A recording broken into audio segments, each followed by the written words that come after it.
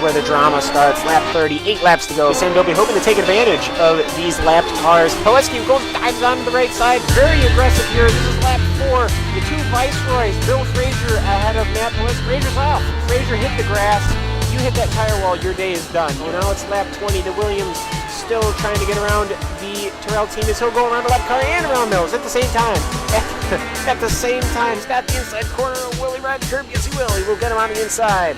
Vita Maria leading us all into Moss's corner. Look at the beauty as his right side will cook the grass. Oh, a 180, no, a 360. Oh. Who will yield going into this corner? It's really not meant for too wide as it will be Gernot. Gernot will yield. Lots of smoke picking up from that Williams car. He is pushing it to the absolute limit. 26 of 30 now. Only 4 laps to go. He's going to get the run coming out the final corner. He's going to pull up side by side with the leader. It's going to be a drag race to the finish. Who is going to get there first? It's going to be...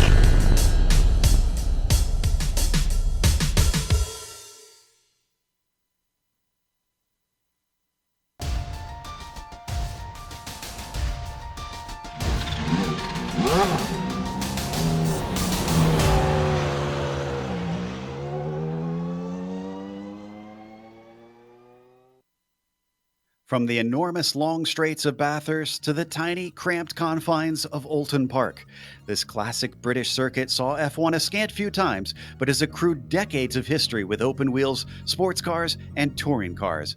Today, we bring back that F1 flavor as our Lotus pilots strap in and attempt to tackle this place. Can Bycroft continue his charge and topple the dominant Gernot Frische? We'll find out soon as we get ready to watch round 7 of the Lotus 79 Classic Teams Championship, and you'll see it all live here on the Global SimRacing Channel. Hi, I'm Joe Peak, and with me in the booth is Samuel Ryman. Behind the scenes is our director, the Dr. Amjad Yaman, and he's using cameras provided by Dougie Beard. Sam, British fans such as yourself are probably well versed in this place, but since it's more of a club track nowadays, why don't you tell our audience more about the circuit? Yeah, to be honest, Joe, I never visited this track in real life. I've raced it on iRacing, though, and, heard stories from it, and it gets that general vibe that you get around these British circuits that you get in England, and that's that they're tricky. They're, not exactly the biggest circuits in the world. They have challenging corners, though. We do get a couple of long straights here, which you don't you don't always see at British club circuits. You can see there's that long back straight that leads into a right-hander kink. That's definitely a tricky corner around here. We're racing the international version without chicanes today, so it's 2.6 miles, 4.3 kilometers around with 12 turns in total. Might not sound like a lot, but it's definitely challenging. Let's give you an idea of just how challenging with a GSRC lap guide.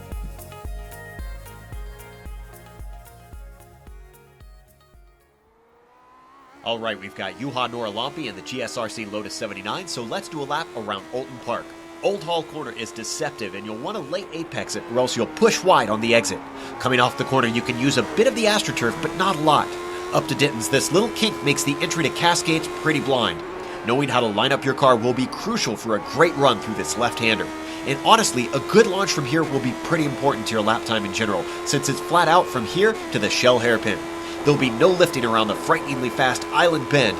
Heavy braking into the hairpin means you can expect to see a few pass attempts. But despite the banking, making moves around the outside rarely pans out.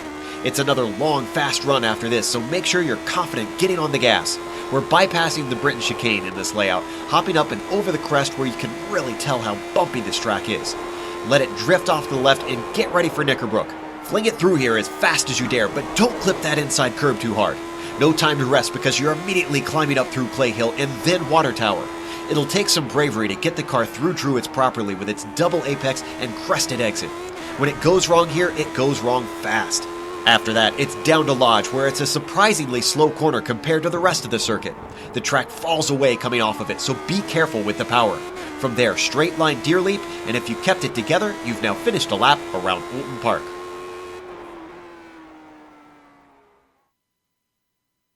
There you see a lap around the circuit, which is a pretty fast lap around here since there are a lot of swift corners, but we're letting qualifying work its way through because nobody's put a lap in yet. That gives us some time to go over the championship points. which are a little bit different from usual. Now, it didn't seem like it from this because Gernot Frische is up at the top. Bycroft actually has the most overall points. The drop points are really the only thing that are saving Frische. And Matt Wood jumps up ahead of Steve Bycroft because of those drop points as well. But these three have been so tightly matched, and Bycroft has honestly been incredibly fast at certain tracks. So he is very much a threat to that championship lead. What about the team's championship? Sam, how's that sitting? As we pull them up on screen right here, you will see that's fairly close at the top, where Williams have just 8 points over Renault. Now, again, this is counting for the 2 drop weeks. For the teams, there will only be 2 drop weeks throughout the 12-race season. Ligier are also close, just 13 points behind, and a little bit of a jump back before we get to the next couple of teams that rounding out the board here, Drew. Now, if you've never watched the Lotus 79 Classic Teams Championship, let's give you a quick rundown of how these races go.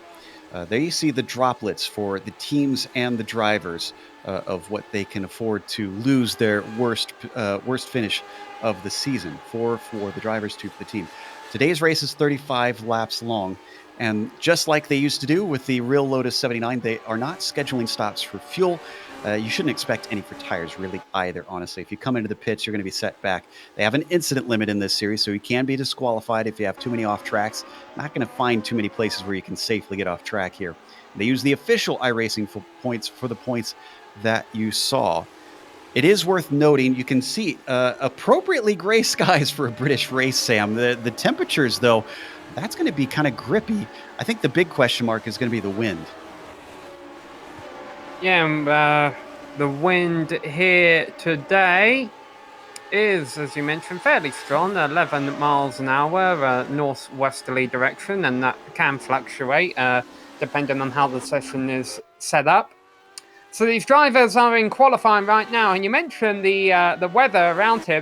Right here, as we watch the Renault go down straight, you see of Gernot Frische, you see that there's parts on the circuit that almost look like they scanned this just after a little rain shower, and parts of the track were dried out and parts of it were a bit wet.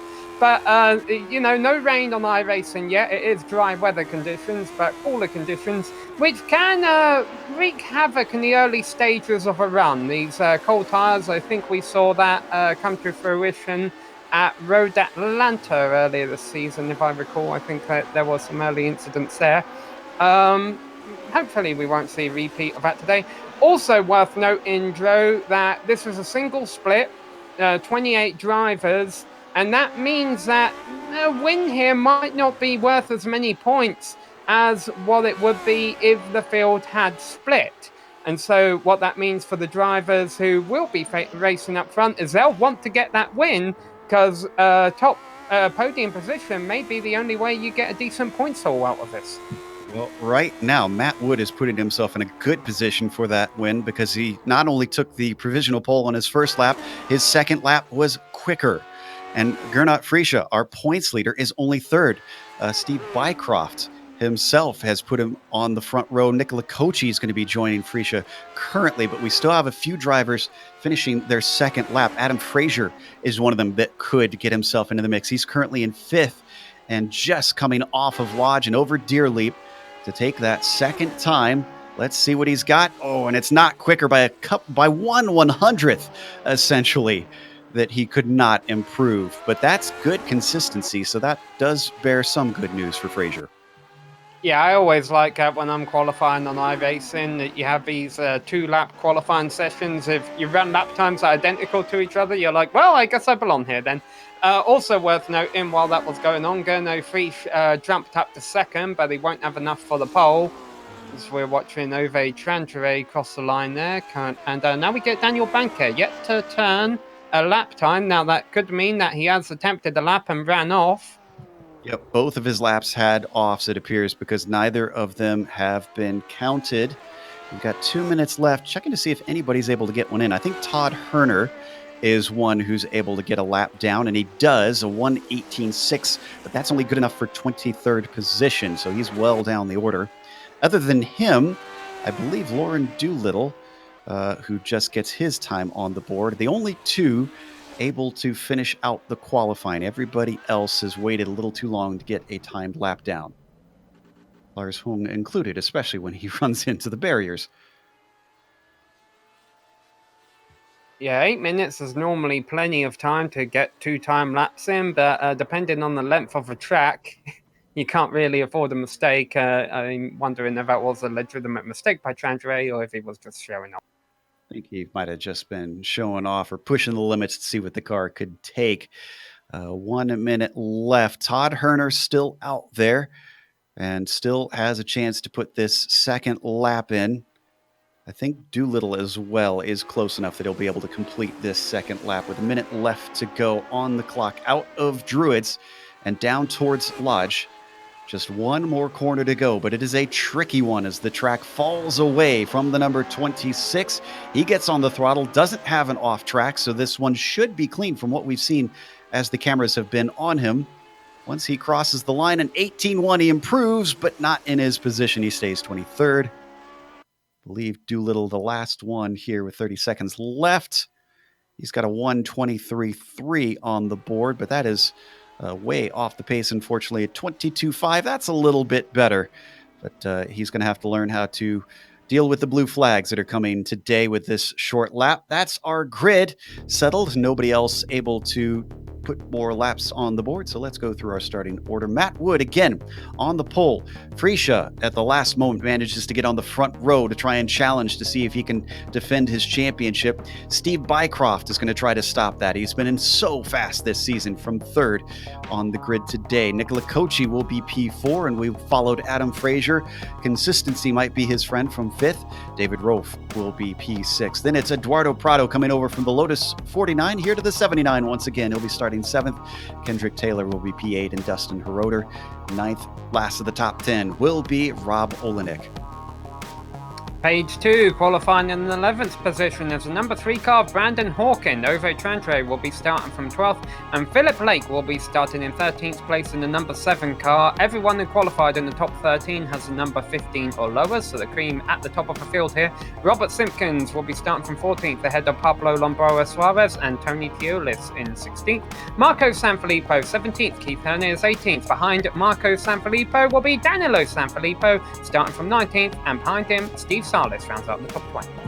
Alberto Pellegrini will be 21st, Lars Hung in 22nd. Then it's Todd Herner starting 23rd, followed by Sandro Beccari in 24th. Doolittle, the last of our drivers to get a time in at 25th. The rest of them, no time set. Daniel Banker, Colin Bentley, and Lassi Ryanen. The end of the field. Seeing a lot of those Lotus 49 drivers we saw at the ring here at the British circuit in the more recent machinery. A lot more downforce and a lot shorter lap for these drivers. Hopefully we'll see more finishers because of that, but attrition's still a major factor in this race. So we get the last of them lined up. The lights are up. Green flag is out here for round 7. Off the line, Wood with not the greatest of starts. Freesia manages to get a nose inside, but can he seal the deal? He's given space at the apex, but he can't get the throttle down. We already got a spinner. I think that was Kochi, as more cars are trying to collect themselves, and a big accident in the back. That is Ove Trangrade involved. Everyone having to scramble to get around. We'll get to that incident in a bit, but it is messy. Yeah, that was Pablo Lombroa Suarez and Ove Trantre got into each other trying to avoid that car of Kochi that you said went off.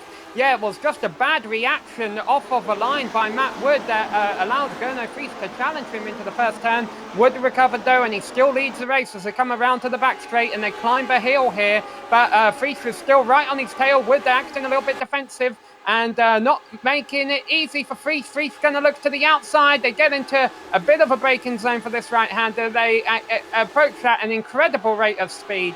Wood still leads as they climb the hill. Couple more turns coming around and they will complete lap 1 of 35 laps here today. Had more problems with Todd Herner. Don't need to go there. He was in the back of the field coming out of Shell Oil Hairpin. But you can see our leaders very much in line. In fact, the top 4 incredibly close together. They're being led by Wood, Freesia holding second, Bycroft in third, and Rofe finds himself, after starting 6th on the grid, up to 4th now. Yeah, a lot of drivers who were able to avoid that opening lap calamity will have made up a few positions. Coachy got back on. It doesn't look like he's got damaged. He started 4th. He's dropped back down to 11th place. And then just to add emphasis to that, the first driver behind Coachy in 12th place is Danilo Sanfilippo. He started 19th. So a lot of cars who started around the 15th place got involved in that opening incident. There we see the number 9 of Adam Frazier currently trying to chase down Prado for 5th place, but he's got a whole bunch of cars behind him as well. That includes Taylor, Heroder, Olenek. A little bit side-by-side action back there. You can see on screen that's Phil Lake along with Coachy. Coachy manages to sneak on through in Knickerbrook, a very difficult turn to make it past, but he makes it stick to crack into the top 10. So Coachy doing a bit of a recovery drive here. He wouldn't have been too pleased with himself, I'm sure, from his mistake at the very start of a race. Also keeping half an eye on the leaders. Top 3 are still relatively nose to tail as Coachy sticks his nose out again, but nothing happened yet as he... Oh, maybe not. Olenek runs wide and Coachy gets the position. That's another one down. I believe we have the replay spooled up for what happened. And... unfortunately, there's almost 2 separate incidents because I'm watching that first one and then Ove Trangrade, who slows up, gets tipped. And I think it's by Marco Sanfilippo. No, it's Robert Simpkins who gets into him. Didn't expect the checkup at the start after the first corner. There you see Trangrade going for quite a tumble because of that. Yeah, I wonder how much of this was caused by the drivers watching Coachy to try and make sure he didn't come back out on in front of him. Because to Coachy's credit, he did do a safe re-entry. He doesn't get involved in anything, but I think a lot of drivers were keeping an eye on him and watching him work his way back out towards the track and then maybe weren't aware of their immediate surroundings. Yeah, as they like to say, chaos ensued, unfortunately, and a lot of drivers are DNF'd very early in this race. Still a lot of laps left to go. We come back to our leaders. The Renault of Frisia is still chasing Matt Wood. As that Brabham looking for another victory, looking to maybe see if he can take the points lead even with the drop weeks. Yeah, you definitely have the interesting stories of a season running up front here. Matt Wood is an awesome driver. We don't always mention him when we talk about Gurno Frisch and Juha Noralampi being the drivers that run away with it, but Wood is always up there, and some days like today, he is the driver to beat. Right now, he's got that number 2 car in first position. I don't know for how much longer, though, because Frisch has definitely been hounding him. And, of course, Frisch has not only got to worry about Wood, but got to worry about the driver behind him, Steve Bycroft. Even if they don't battle, this is a good points day Bycroft is having there, running up in 3rd. And Bycroft, as we've been talking about, has been slowly gaining momentum, gaining points up there. And we still have several rounds left to go. So it'll be interesting to see how this all unfolds. As they run single file, they are gapping Bycroft slightly. But as soon as they battle, that pace is going to be slowed up. There are too many corners that cannot be taken too wide without losing a whole chunk of time. Going back to 7th, there's a lot of action, and that is because Nicola Coachy's got another one. This time it's Kendrick Taylor. It looks like this happened down into Lodge. And this was just, he straight mugged him. Watch this. Outbraked him into Lodge like it was nothing, and then that Ferrari was off like a shot. I'd say the Coachy's got the bit between his teeth today. That early mistake has lit the fire under him, and he wants to make up for it and get back to where he thinks he belongs. Yeah, well, sometimes you'll see drivers make mistakes and then they compound that. You know, they'll get frustrated or their tires will get cold or worn out or whatever. Coachy has done the complete opposite here today. He has rebounded nicely so far, been picking off the positions. Now they'll get a little bit tougher, of course, as he passes cars a little bit faster. Eduardo Prado will be his next victim, running in 6th position, and Adam Frazier in 5th. And if he wants to get back to where he started, he'll have to get by David Rowe, who is doing a whale of a job in 4th place in the 14 car. Certainly is. We take a look at David on track. Now, let's give him a little bit of love, but I just want to mention some of the drivers that are out because of that opening incident. Suarez, Trangrade, Hawken, Banker, and Herner are all off the track, although Herner is taking repairs. He might try to get back on. We have 23 runners of our 28 still currently with the engine going. Up at the front, we take a look at Freesia, still giving chase to Wood. Now, I talked about how they dropped Bycroft, but I tell you what, Bycroft seems to have picked up his pace as well. He stopped the bleeding. It's still at only 1.4 seconds back and staying with them as they pull away from Rolf in fourth. So I think Bycroft is a serious threat here. Yeah, well, if the top two get to battling, Bycroft can still be a serious threat if he just remains within a couple of seconds of Wood and Freef. So he's definitely not out of this yet, but he's going to want to hope that he doesn't fall any further back. A little bit of a battle brewing in ninth position. Phil Lake is just ahead of, Heroder is just ahead of Phil Lake. And now it's for 10th place because Rob Olenek and Lake coming over from the Camel Series and more retro machinery to fight yet again, this time out here in the British countryside. These two, again, battling for 10th place, not much between them. They've also got Danilo Sanfilippo back there as they weave through Cascades. Yeah, what a race so far from Danilo. I mean, I know he has the number 12 on his car, but he qualified poorly all the way down in 19th. At the end of lap 1, he was up in 12th place after getting through all the carnage. But not only was he able to do that, he's still looking for more, right, on the gearbox of Olenek, as our leaders are close. Yeah, Matt Wood actually had to go defensive down into Knickerbrook because look at Gernot Freesia. He is now firmly underneath the gearbox of that number 2. He falls back a little bit in the wake going through Druids. All it takes is that one good run, and I think he's going to send one in a little bit off the apex for Matt Wood as they come through Lodge. And down and across the front stretch once again. Could we see a change for the lead soon? Is this going to be enough for Gernot to get another victory? Or is this too tough of a track to try and overtake? 7 laps of 35 in the books now, so it's still the early stages. Freesh looks like he wants to make a move early on here. He's definitely been putting the pressure on, but it's not the end of the world if he can't. He's definitely got the pace to stay with Wood. And the problem is, Joe, it's no real great passing opportunities around here. It's a little too far back this time, I think, to manage something down into Knickerbrook. Now, Pellegrini had an incident coming out of Lodge, and I think it cost him a couple positions. He nosed it into the tire barrier. Looks like we got a replay of this incident. Well, we have been running in 15th place. Ooh, wheels off in the grass. That thing snapped quickly. Oh, he barely nudged it. So, oh, and Phil Lake. Phil Lake is in the wall. This one in Knickerbrook, it was in a battle with Dustin Heroder trying to get the 9th place away from him. This is why you usually don't go too wide through Knickerbrook. Dustin gave him space.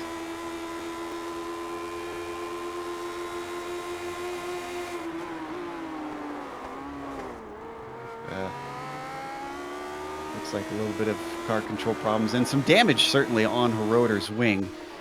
Phil Lake got the car going, but he is limping it back into the pits just to try and take some repairs. Meanwhile, Heroder in 10th place. Olenek took advantage of that happening. He bumps himself up into 9th. So, of course, Danilo will be able to see the damage to the rear end of Dustin's car. However, it doesn't seem to be upsetting Heroder that much. He's able to remain in front of Danilo Sanfilippo for now. These two, this battle, by the way, as we cut to another battle here for 4th place between Rolf and Frazier, I was about to say, the battle we were watching was kind of in an island on their own. They had about 10 seconds over Keith Hearn in 12th. This is a similar thing we're seeing from Roth and Fraser right now. They're kind of battling for best of a rest because they've got about 10 seconds in front of them before they get the steep bike off. So the best any of these drivers can really hope for today is 4th. And right now it's Roth holding it, but Fraser wants it. You're staying right with him to keep the pressure on. I have a feeling, Sam, that this is going to be more a matter of just hoping for a mistake from the car ahead than really having to go on the attack, at least with how closely these two seem to be matched with each other. And sometimes, well, I don't know if Fraser behaves this way, but I know I've been known to do it in the past. You'll look at the number on the car in front of you and see, oh, this guy has number 14. His iRating might not be that high. He might not be able to withstand this pressure. I might be able to force him into a mistake. And although Fraser's not thinking that way, he's going to try and pass him the hard way. And he gets down inside and goes by Roth actually around the outside there. He did it before they ever got to the right-hander. But to Roth's credit, I don't think at 14 is truly representative of what he is. He has been gaining iRating in past races. I wouldn't be surprised if we see a much lower number on his car in the future. At this rate, it'll be a much lower number because he's going to gain some iRating today as we switch back to the lead because Freesia down to 0.2 of a second on the front stretch. Once again, it has fallen back to 0.4 of a second. He's got to regroup, but he's found some places where he's got a little bit more pace and he gets achingly close, especially right here through Shell Oil Hairpin. Let's see, is this going to be enough for the slipstream down into Knickerbrook? And is he that eager this early in the race? We're only a third of the way through. He's getting the slipstream, and Wood goes to the outside, and Freach follows him over there. And isn't it always lovely how in this Lotus 79 Classic Team Championship, half the time we end up not being able to cover the rest of the field because the battle for the lead is so great. We have some truly great contenders up front. Some days we see one driver run away with it, but quite often we get these good little scraps going on race long. And I'll tell you, Wood and Freesia are probably sweating right now, not even a third of the way as they come across the line to complete lap 11. Well, unfortunately, one driver running away is Sandro Piccari, who ran away straight into the tires coming out of Lodge Corner. He did get it going once again, but here we've got the replay of the incident. Is this another case of touching the grass, or did he goose it too hard? Nope, that's the grass. Boy, drivers have got to be careful. He barely clipped it. It's amazing how sensitive these cars in some of the corners around this circuit. These two are taking it right up to the edge, and you have to wonder, will one of them maybe take it a little bit too far? Gernot in second place, giving chase to Matt Wood. These two started in the same positions they sit right now, first and second. We ride on board with our leader Wood, looking back at the Austrian.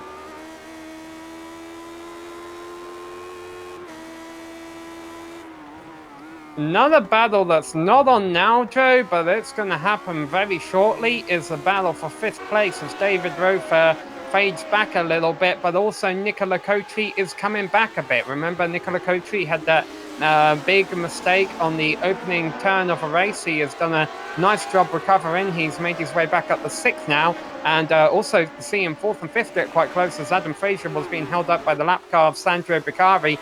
Lap traffic is already starting to play a role in some of these battles, Joe. It's not the easiest circuit to get out of the way.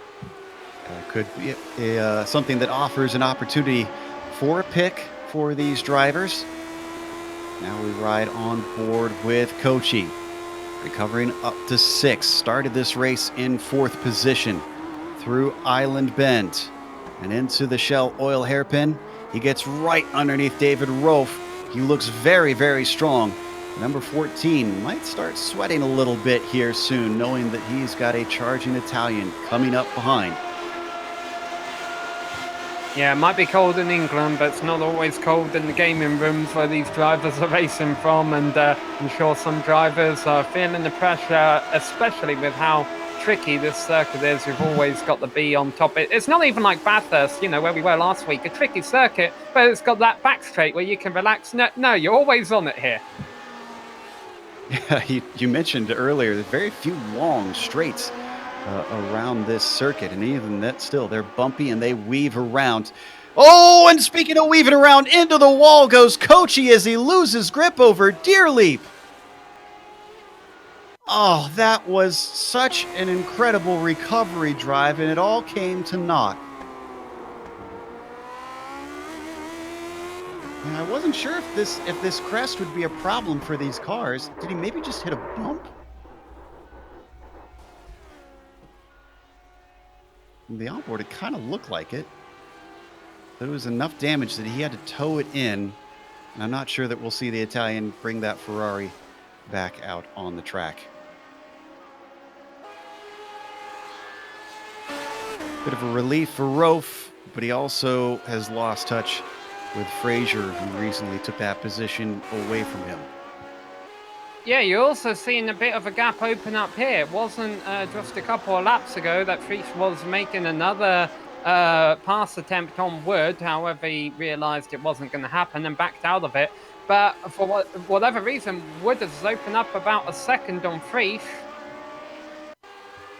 And we've got more issues further back in the pack here, Joe. Bakari was trying to get out of the way and unfortunately made a move when Taylor wasn't expecting it, and I think he got hit by Olenek. Is that what we're seeing? Yeah, what happens there? Does Olenek hit the incident limit, or does he lose the connection?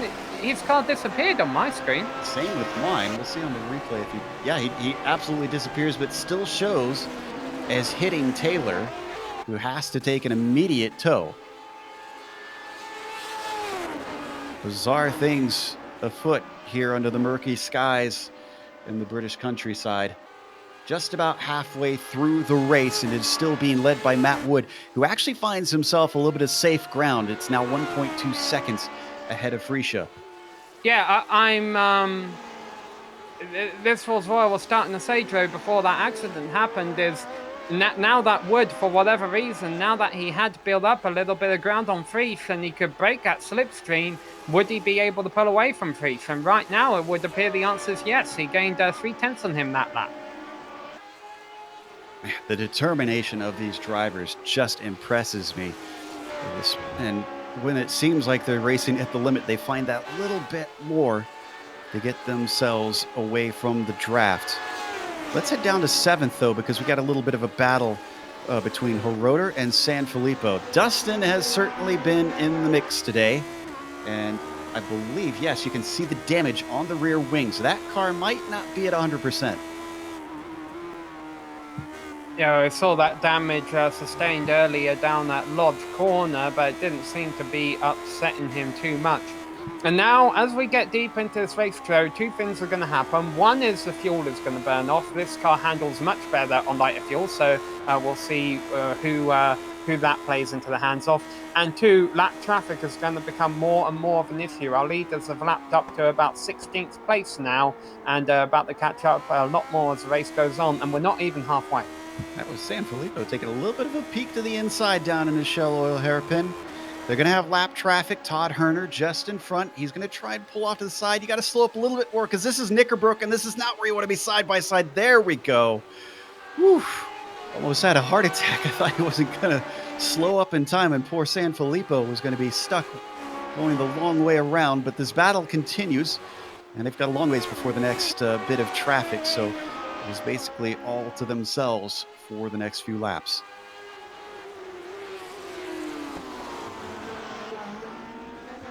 Wood is continuing to build that lead up front. You see it's almost 2 seconds now.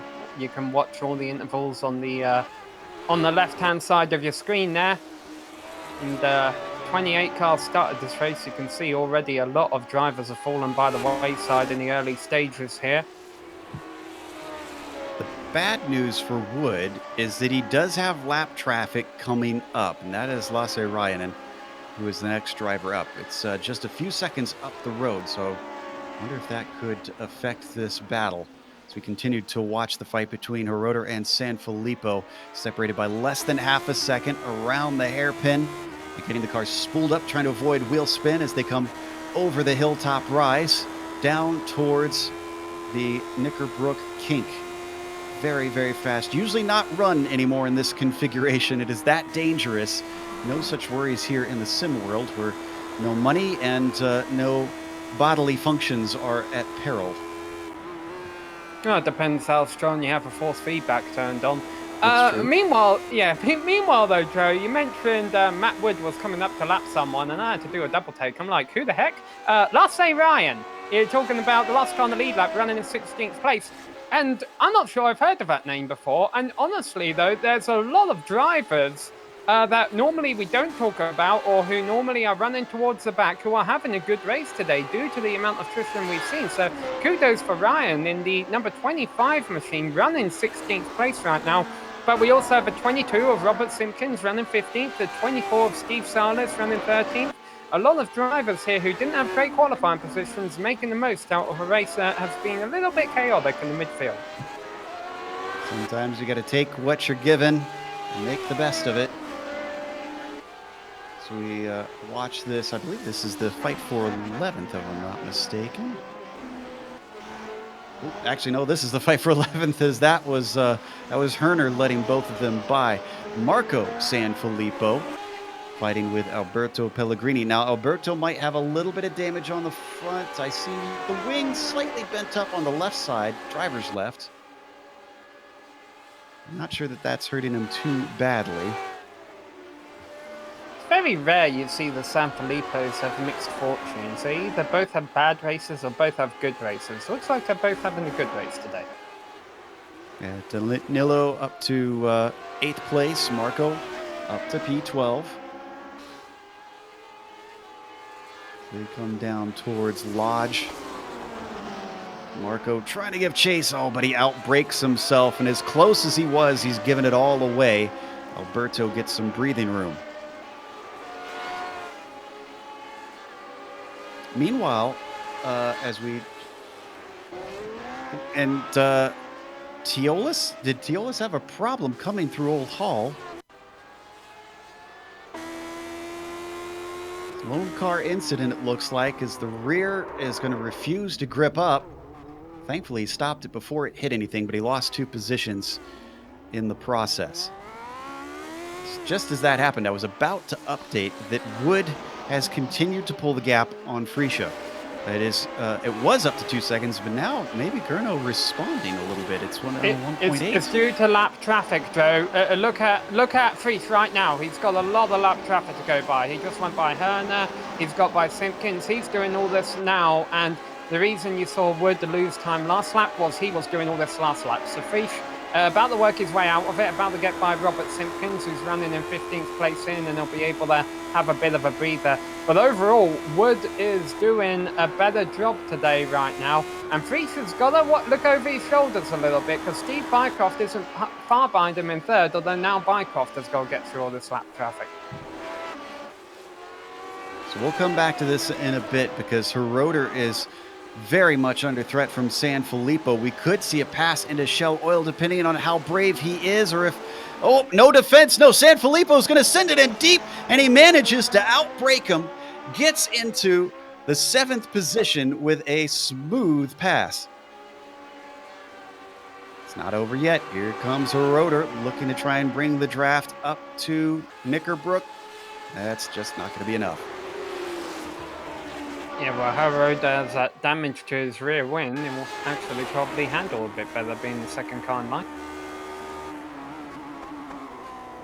I thought for sure that Hiroto was going to fend him off to the inside. And much like the rear wing, he feasted on that car and spit him back out. So Sanfilippo now up to 7th place. Danilo making steady progress.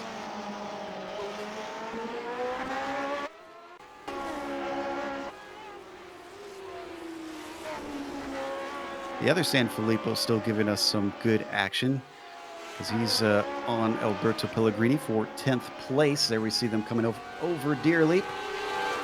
Plenty of laps to go for him to make this happen. Whatever mistake he made back in Lodge a few laps ago. He's recovered and is right back on the rear wing of that yellow machine.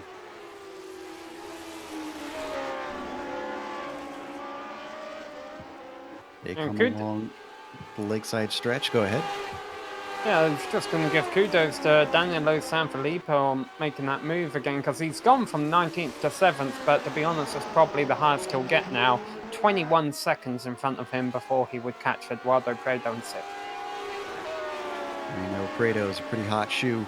So we watch these two up and over hilltop. Pellegrini in the yellow car. The black machine is Marco Sanfilippo. He gained on the way up to Knickerbrook, but not gaining enough for an attempt at the overtake. They now weave through Clay Hill and Water Tower up towards Druids. A little wide on the first apex, but squares off the second one nicely. Pellegrini keeping himself safe. Two very different lines through that double apexer with either driver.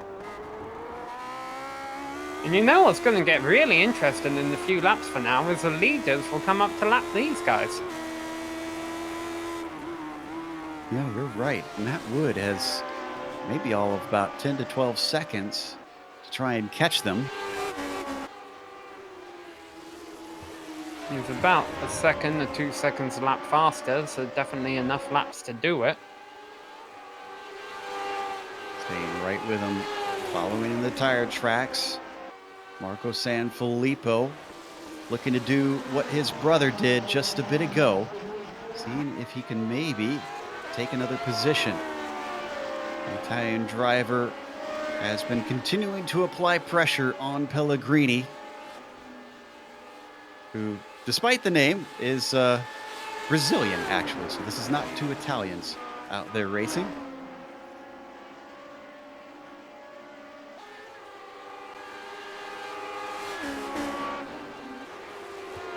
Making their way around once again through Druid Sam.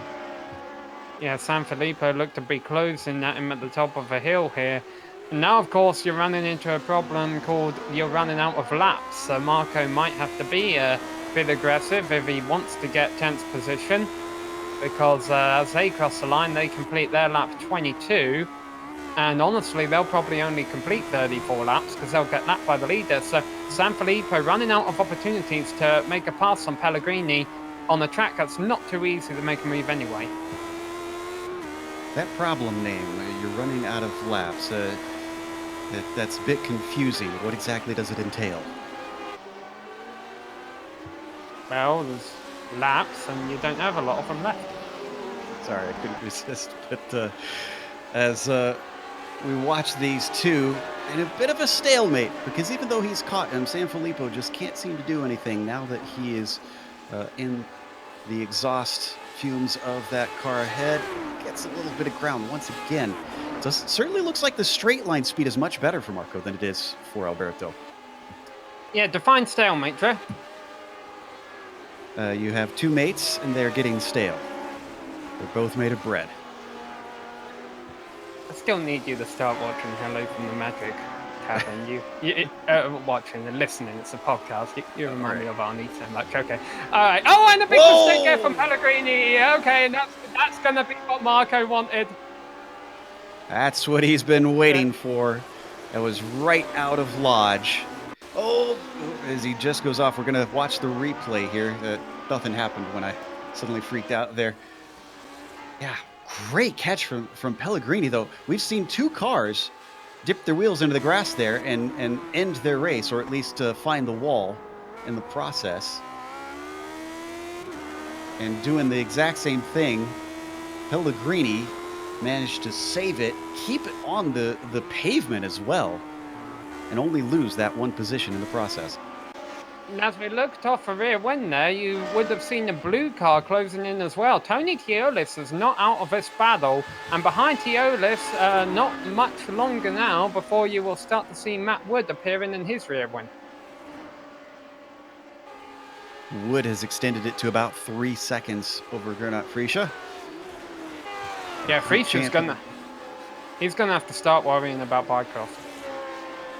Oh yeah, you're right. I hadn't even thought about that. I was so much paying attention to Matt Wood and Gernot that I didn't notice that Steve Bycroft has been chipping away, but we've seen how difficult it is even for the drivers farther down to try and make overtakes. I'm not sure that this Williams really be able to do much with the Renault once he gets closer behind him. Even though these are different teams, of course, it's nothing really more than a name and some points at the end of the season. All these cars behave the same. They have different setups styled into them, though. That's more of a driver preference thing when it comes down to it. Some drivers prefer higher downforce, lower downforce. So you can imagine that a track such as Oulton Park, you have a lot of high downforce setups here today, and thank goodness, or else we'd see even more cars skating off. But just 10 laps left to go now, and Wood has a 3-second buffer behind him that he can play with as he approaches his lap traffic, which is still in a bit of a thick of a battle for 10th, 11th, and 12th positions. What's really going to be interesting is when Prix and Bycroft catch that three-way train. Which of them will get through the battle best? You know, I think in maybe about 2 more laps' time, we're going to see them catch them. There you see our leader. He's heading into Lodge just as Teolis is coming out of it. You can just about catch flashes of them on the screen. Teolis probably eager now to get by Pellegrini, knowing that the leader is coming. They're going to lap Todd Hernan, pulls off out of the way to let them through. And that 3-second buffer has disappeared from Matt Wood. He just ran a pretty slow lap time for him, a 1:14.9. That allowed Gernot Frisch to take half a second out of him. Boy, traffic really being a little bit of havoc today for our leaders. Can make or break their lap times, and those seem to be critical with how closely matched the top few are. The top 3 having ebbed and flowed closer and farther away by small increments. This is going to be a little bit of a bigger increment, a full lap that's being put on Teolis, who very politely pulls away, even though he's in a battle, and lets him through. Pellegrini, the next one on his hit list. And Teolis has a nice little pocket to settle in there, so he can try and build his momentum back and hope that Pellegrini gives up more time when it comes his time to let Wood by. And Pellegrini could have let Wood by there. He doesn't. Now he lets him by on the turn. That's actually going to cost Pellegrini some time. However, Teolis isn't there because Teolis just lost a bunch of time letting Frisch and Bycroft by. But let's see what happens. How do Frisch and Bycroft get by Pellegrini? Well, Bycroft gained half a second with that exchange. So you can see how much closer he is to the Renault as they work their way out of Cascades. All it'll take is one more incident like that, and he'll be right on top of him. Next up is going to be Alberto Pellegrini. The good news for Frisch here is he's catching Pellegrini in a good part of the track, providing Pellegrini lets him by down the back straight here. And I think he might choose to do so because he's got a bit of time on Teolis now. But if he doesn't, then it's really going to hurt Frisch because he's going to be getting held up up the hill. And it doesn't look like Pellegrini's making it easy for him. Frisch is not going to be enjoying this. There he now is finally able to get by, but this isn't going to help Bycroft either. Oh, he's going to try to send it in deep. Pellegrini holds to the outside, but still compromises his line horribly. And all that time that he gained has been lost. Yeah, I almost wonder if Pellegrini didn't realise he was there for a moment. That he definitely didn't make that easy on Bycroft, and that's going to be a huge boon to Gernot Frisch. Frisch, by the way, only 2 seconds back of Wood still. We saw Wood have a lap a little while ago where he was half a second off the pace. He can't afford any more of those. Frisch will be right back there with him. Danilo Sanfilippo lost a position or two as we were watching that fight, and this was driver error. He managed to get by Hiroter quite a while ago, but it was his own mistake coming into Druids. Watch this car snap immediately into the gravel trap. He brings it back on without having hit anything, but his ego is sure bruised after that one. Had a comment on our YouTube chat, Joe, saying they need to make these gravel traps behave more like the ones in real life. You know, the cars get stuck in them, unable to get back out. I think that would be quite appropriate with these retro cars, actually. You know, I'd honestly kind of like to see the gravel traps behave more realistically, but that's me. I know there's some ardent people who really don't want that. I mean, we already have them being dragged back onto the track with dirt and rocks and everything affecting grip. Might as well go all the way. Sanfilippo now running in 8th position. And is he the last car on the lead lap? Yes, he is. We need to hire people on iRacing as well to be the tow truck drivers as well. Make that more realistic.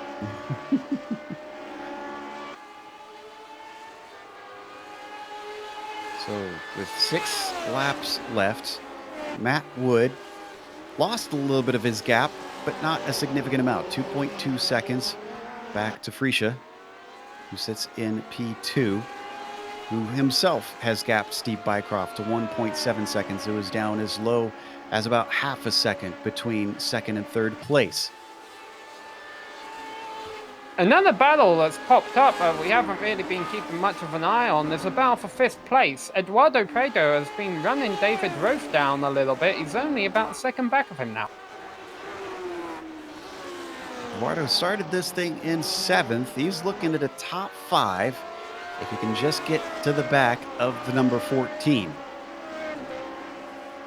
Roth, who started this race himself in 6th position, is up to 5th. He'd like to keep that game. Even if he doesn't, though, as we mentioned, this is going to be a good iRating game for him today, as long as he just keeps it pointed forward and running to the end of the race. Yeah, I definitely don't see Roth having a high number on his car for much longer. It's coming across the line. There'll be 5 laps left to go for him. Still on the lead lap, which is saying something today, considering the pace that Matt Wood has shown.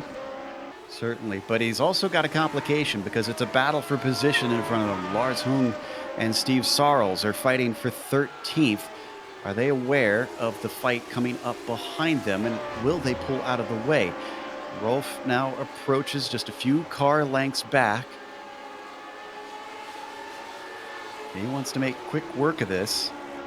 With Prado looming larger and larger in his mirrors, he's not giving away, coming through Shell Oil, and this is going to cost him a little bit of time, but his only saving grace is that Prado went wide through that hairpin. Yeah, Prado definitely overshot that hairpin, and he shouldn't have done that because it was a moment in front of him for Roth, and in fact now Hahn is going to get stuck between them. He lets Roth by, and there's such a gap between Roth and Prado that he doesn't let Prado by. Prado has to work for it, so Hahn's at the back of him now, but the gap opens up a little bit and David Roth can breathe a little bit easier, and Sarles making life much easier for them. Is he going to let them both by at the same time? No, he's not. Wow. Oh. Yeah, he did not make it.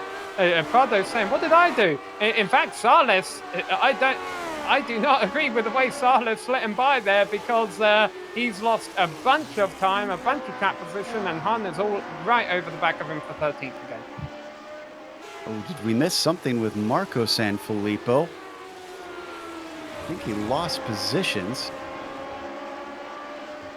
He's still on track, and I'm not seeing any damage, but that doesn't mean he hasn't gone for a spin somewhere. He did. It was out of Cascades. You're going to see it right here.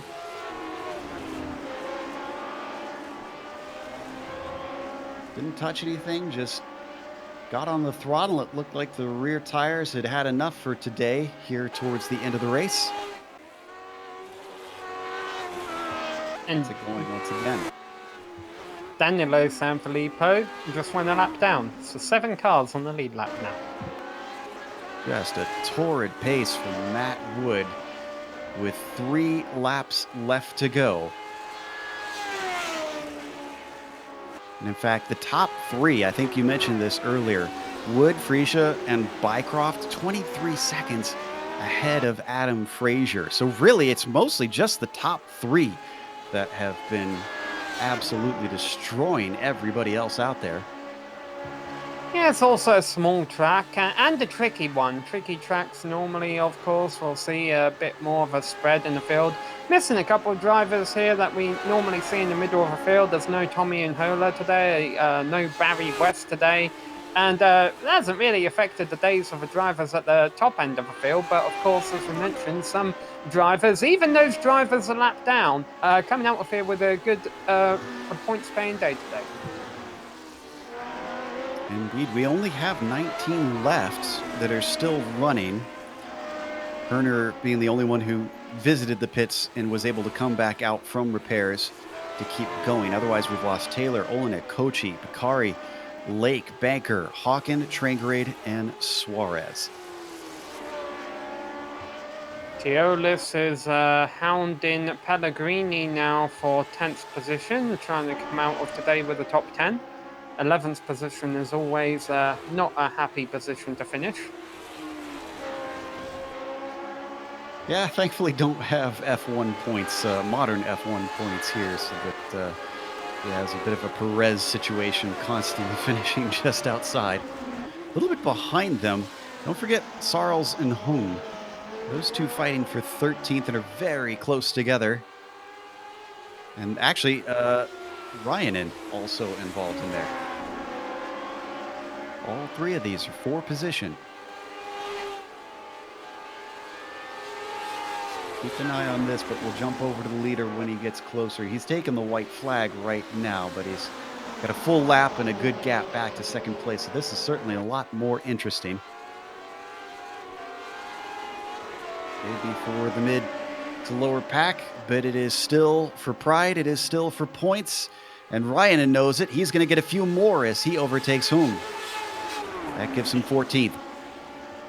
Still for a good position in points considering 28 car field, but that's not going to help you. No, put two wheels off coming through Knickerbrook, and he handed it right back to him.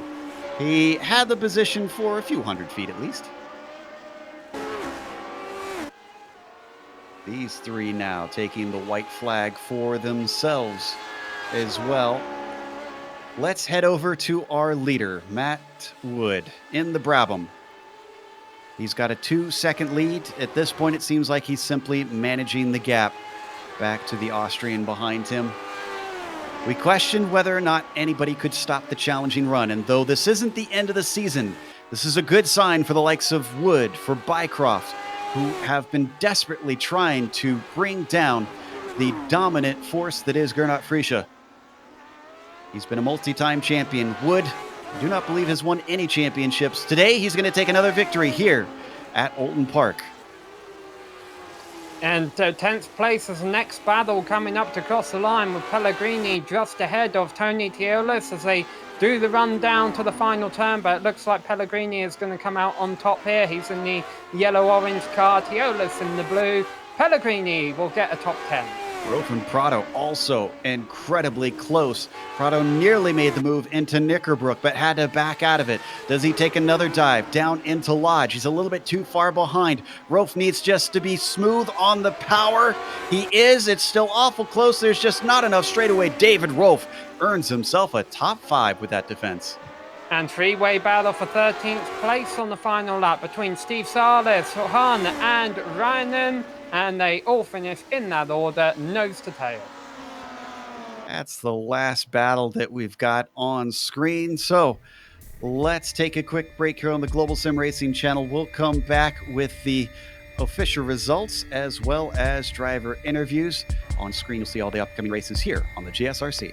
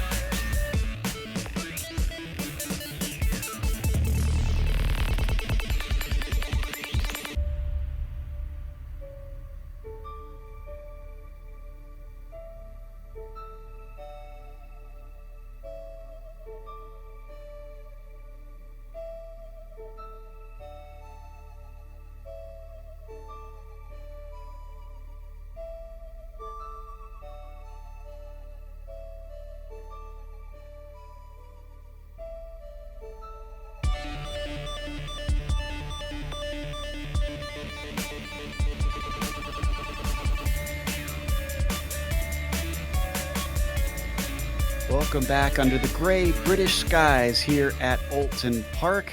There's no rain here on iRacing, and certainly not raining on the parade of Matt Wood, who took a victory. I'd say he had to earn this one. He was under threat early on, eventually pulled the gap, but still had to maintain that incredible pace to take the win over Gernot Friesche, our championship leader. That might actually give Matt Wood the points lead today. We'll find out a little bit later. Steve Bycroft takes a well-earned third place, but didn't seem like he was too much of a factor for the win other than just hovering around waiting for them to make a mistake. Adam Frazier way back there, but still he manages to get fourth. And then David Rofe, he certainly was sweating bullets when he crossed the line. He finished fifth, just barely ahead of Eduardo Prado, who got sixth place. Dustin Herroder, in his own little fight, wound up in seventh ahead of the driver who made a mistake late. He briefly held that seventh spot, but he had to settle for eighth after he went off track in Druids. Keith Herner manages to get ninth, and Alberto Pellegrini with the top 10. The drivers 11th through 20th. Most of these are drivers we didn't mention a whole heck of a lot, but who still have good races, starting towards the back of the field and working their way through the carnage for decent finishes. It starts with Tony Teolis in 11th, ahead of Marco Sanfilippo. Steve Salas comes home in 13th after starting in 20th. Lars Hahn went from 22nd to 14th, and then rounding out that good battle we saw in the final lap was Lasse Reinen in 15th place, starting 28th. Robert Simpkins comes home in 16th place. I believe he got a little piece of that opening lap carnage. Colin Bentley was the first car 2 laps down in 17th. Lauren Doolittle comes home 3 laps down in 18th. And then we start to get to the drivers who ran into massive trouble, including Todd Herner in 19th and Rob Olyanek in 20th. Yep, these are DNFs from here on out. Taylor, Kochi, Bakari, Lake, Trangrade, Hawken, Suarez, and Banker, unfortunately ending their day prematurely. Some of those very fast drivers as well, so really disappointing for them. Sam, it looks like we haven't got anybody to talk to, so real quick, I wanted to ask you, you said you haven't been to this track in real life, but these British circuits, you talked about how unique they are and how short and sort of old school. It amazes me each time how much of a good show they tend to put on. Yeah, I think it was a couple of seasons here ago. We had a tremendous broadcast. I forget which 2 drivers it was, but man, they were nose to tail for the lead for the final few laps, and it was intense all the way down to the line. These British racing circuits, they've stuck around for a while, and there's a reason they stick around for a while. People like coming out and racing at them. That they undulate with the countryside. A lot of them are old school, so they got grass on the sides that are not forgiving if you make a mistake, and unfortunately we saw that end the race of a few drivers here today. But you know what? That's what makes racing interesting. That what makes racing, and it put on a good show for us today. Well, it sounds like we're ready to call it a day ourselves. Unfortunately, no interviews. Wait. We just got Gernot Friesche, just as I was saying that. All right, we will bring in our second place finisher to talk to him real quick. Gernot, it looked like for a brief while at the start of the race, you had something for Matt Wood, and then suddenly, was it a case of him breaking the draft to be able to pull away from you, or did you make a mistake? What caused that 2-second gap? Hi, Joe. Well, I don't really know. In the beginning, I was surprised I could follow Matt because he was really fast in qualifying. So I think he was the quickest guy on track today. Maybe it was that I lost the draft. And then I just tried to at least keep Steve behind me, which was not easy as well. Matt Wood hailing from the UK&I Club, obviously this is a little bit of a home track for him. Do you feel like there's any advantage for drivers when they race at home tracks, some sort of extra incentive? And that said, would you like to see the Red Bull Ring in here at some point? Well, I definitely would like the Red Bull Ring to be within iRacing. I don't think it's an advantage. So I don't know any track, and it's not like your home crowd is cheering for you, so it doesn't really make a difference, I think. All right, so no psychological advantage for Gernot. Next week, we're going to the Nürburgring. Do you think you'll have something there for Matt? I don't really expect to, because Matt's usually really quick on these very fast tracks, slow downforce tracks. And I've never been particularly strong at the Nürburgring, so yeah, it will be a tough race for me. All right. Well, we'll keep an eye out to see how you fare. Congratulations on a second place today. Thanks, guys. See you. Bye-bye. In the Renault Gernot Friesche in the number 1 finishing P2, and Sam is caught up with the third place finisher, Steve Bycroft. Yeah, Steve, nice podium finish here today. Do you think you could have got more?